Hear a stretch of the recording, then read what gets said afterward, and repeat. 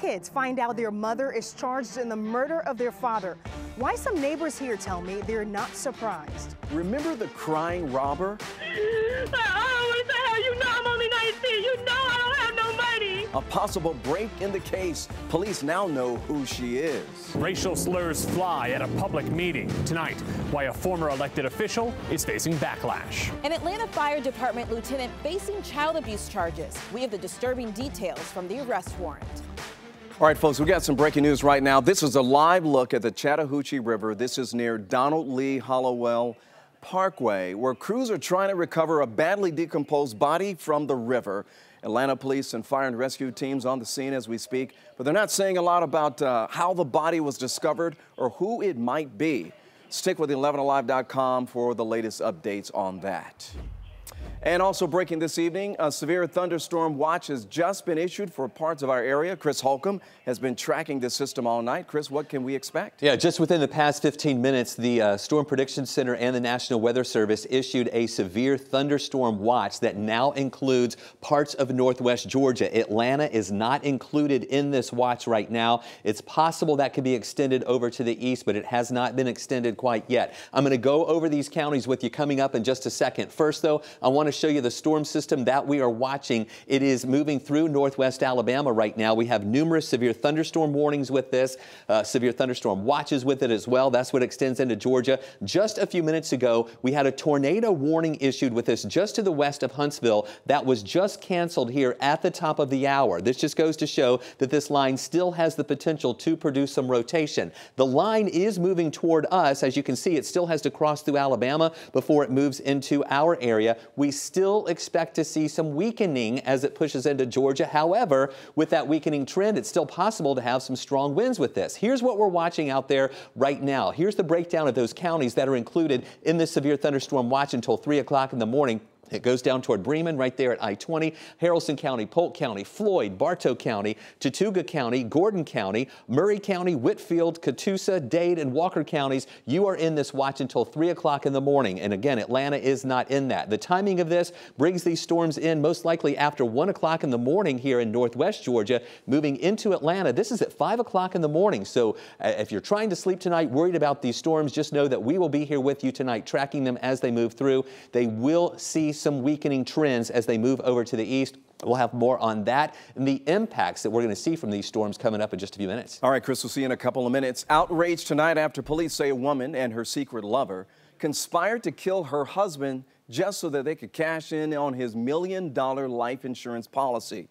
And now people who donated to a campaign to help the woman they thought was a grieving mom are demanding their money back. 11 Alive's Faith Abube, she's been on this story all day long, and also you have some more information from GoFundMe. And that's right, and we reached out to GoFundMe this afternoon. Just a few hours ago, we got the statement telling us that GoFundMe has removed that page, which raised more than $5,000, or actually almost $5,000 for Tia Young and her children. And tonight, everyone who donated can request for their money to be refunded. Right now, neighbors reacting to the woman's arrest. It's tough. That's tough. Who could forget a grieving wife flanked by her emotionally overwhelmed children? I don't know how I'm going to do it by myself.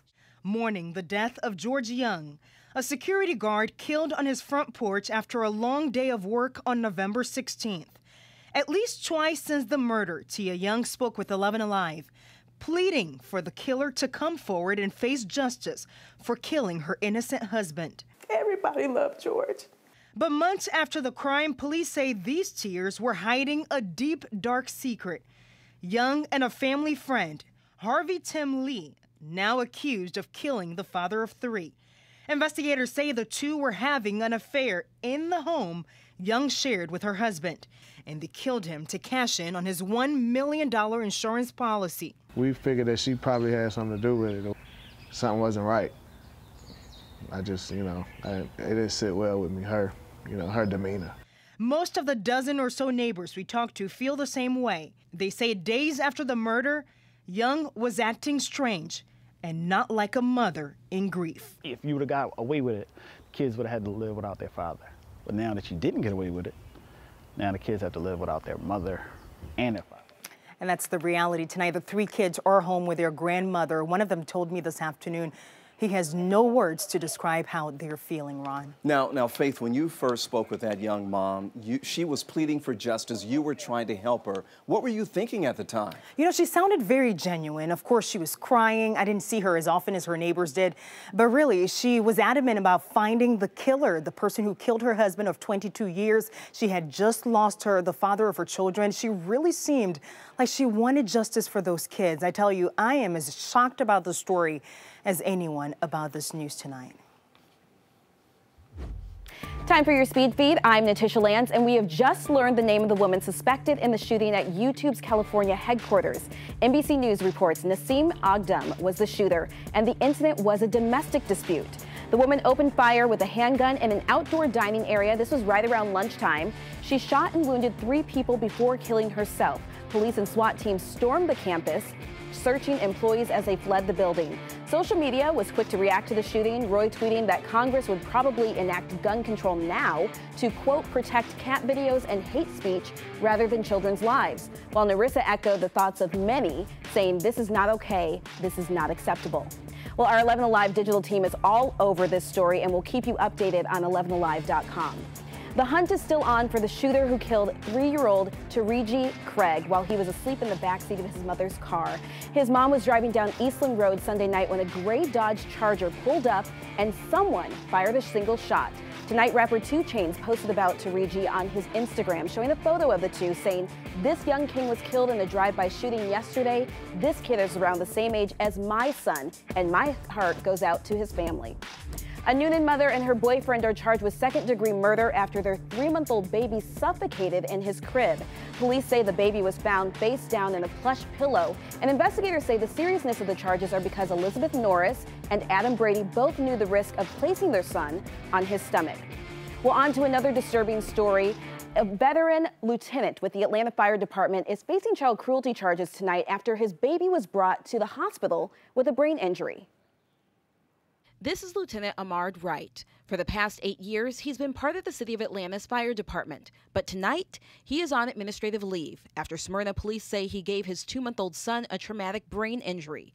The investigation started about a month ago when officers were called to Scottish Rite Hospital. An infant child that was brought in for medical treatment had some non-accidental injuries, and they called us out to investigate. According to the warrant, the baby boy had bruises on his brain and he was hemorrhaging. Wright and his wife told police the baby had been vomiting for 4 days. In the days prior, Lieutenant Wright was looking after his 3 children, all under 19 months old. They were at home in Smyrna while his wife ran errands. We learned from the arrest warrant that during an interview at the hospital, Wright denied the baby was involved in any traumatic or accidental event while he watched him. But hours later, he reported to the Department of Family and Children's Services that the child hit his head on a plastic infant tub. A child abuse pediatrician at the hospital told investigators the baby's injuries were consistent with non-accidental trauma. Now, Wright was arrested this afternoon. He was released within a couple hours after posting a $20,000 bond. He does have an attorney, according to police. I did reach out to that attorney today, but he declined to speak to me, Ron. All right. Thanks a lot, Natisha. There was white trash, my family, and they was town. I live next town. Yeah, that's not video from our archives. That was a former elected official in Griffin using racist language at a public meeting this past week. The man was speaking about a Confederate History Month proclamation, but one member of the Griffin City Commission and the only African-American thinks those comments were directed at him in a malicious way. 11 Alive's Ryan Kruger brings us this story from Spalding County. It was supposed to be a pretty routine meeting here a week ago, but one Griffin City Commissioner didn't like the idea of a proclamation honoring Confederate History Month. But he had no idea that simple disagreement would spur this. There was white trash, my family, and they was town. I live next town. You live next to what town? Town, son, I'm telling you. The man speaking at the podium is Larry Johnson, who served as a Griffin City Commissioner back in the 90s. And the man who is clearly offended by Johnson's comments is longtime Commissioner Rodney McCord. Never has that happened. No one has ever acted in that manner. Overall, just being offended just to hear someone speak that way in a public meeting, at a public place, even if it had been a private meeting. I mean, it's just for him to use that word to think that it was okay to say it. And not only did it wasn't a slip, it seemed pretty much malicious because he said it 3 times. Town. I live next town. We have great race relations here in our community. And for someone to bring that type of attitude to our meeting is just disheartening. And we couldn't reach Larry Johnson for comment tonight, but I am told from members in the community he has apologized for using that racial slur. All right, Ryan, thanks a lot. A desperate plea for help is actually a fake out. How could you do this to me? I always tell you, I'm only 19. You know I don't have no money. Yeah, this is one of the most clicked on stories on 11alive.com for days. And tonight, we reveal the name of the crying robber. And a salute to one of the most powerful voices in American history as we look ahead to the influences of today. And the Masters tournament in Augusta is bigger than ever. It can be summed up like this: Tiger Woods' redemption, why people are embracing him once again.